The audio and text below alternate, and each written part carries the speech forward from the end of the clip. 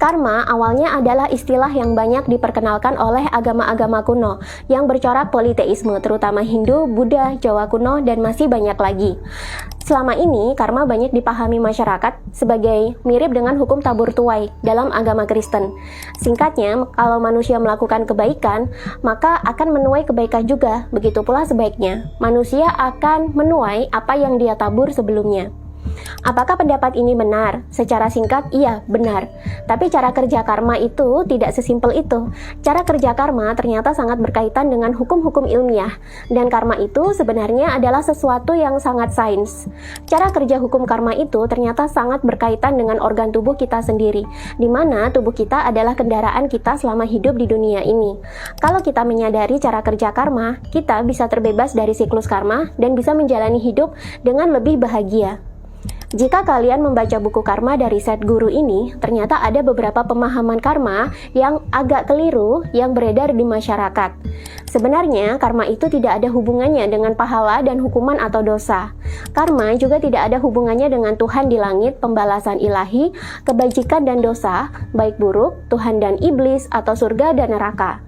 Karma bukanlah suatu sistem eksternal tentang kejahatan dan hukuman. Tapi karma adalah dasar ilmiah dari seluruh eksistensi. Karma adalah sebuah hukum alam yang akan selalu berjalan, baik diyakini manusia ataupun tidak. Karma bukanlah suatu hukum yang dipaksakan dari atas atau dari langit. Karma adalah siklus batin yang berjalan tanpa sadar yang diciptakan oleh manusia sendiri dari dalam dirinya.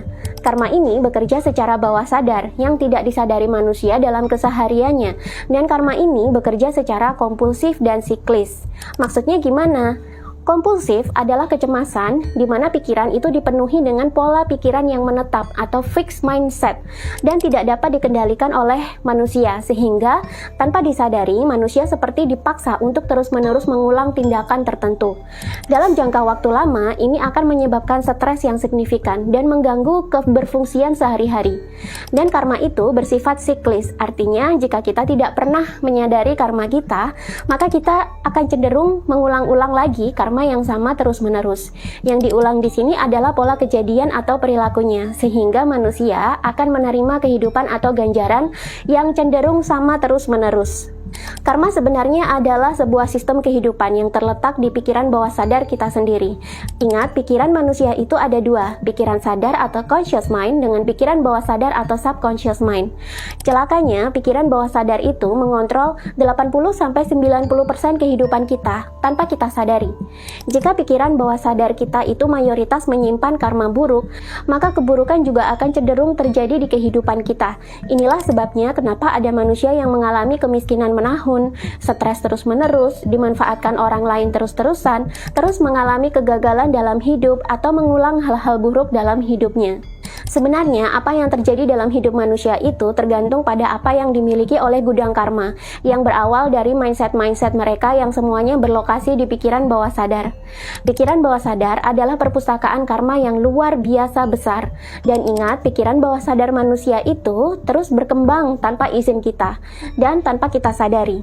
Sebenarnya, pikiran bawah sadar adalah tempat pemrograman manusia. Baik buruknya manusia, beruntung atau apesnya kehidupan manusia itu tergantung dari apa yang manusia simpan dalam pikiran bawah sadarnya.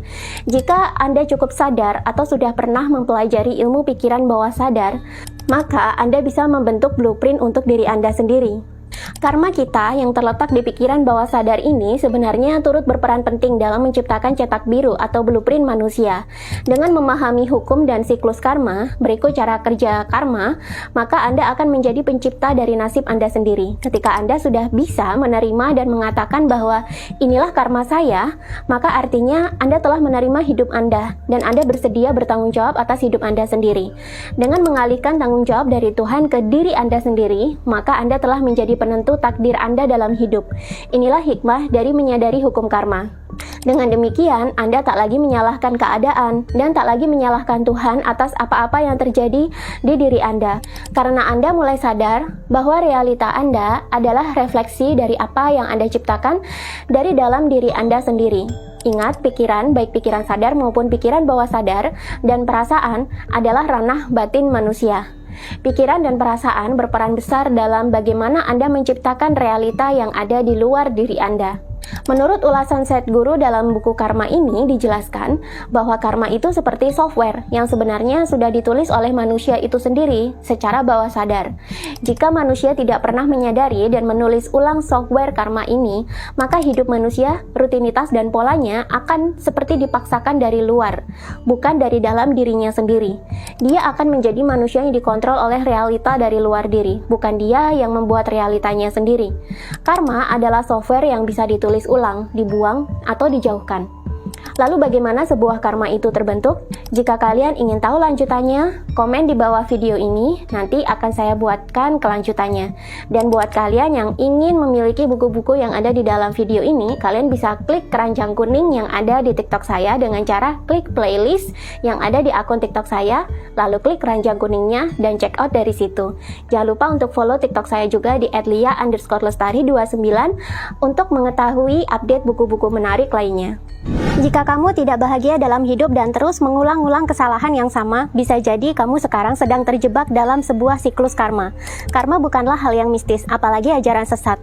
Apa yang kita pikirkan dan kita lakukan akan menghasilkan konsekuensinya. Kamu yang terjebak dalam siklus karma punya kesempatan untuk keluar dari karma dan menjalani realita yang lebih baik lagi.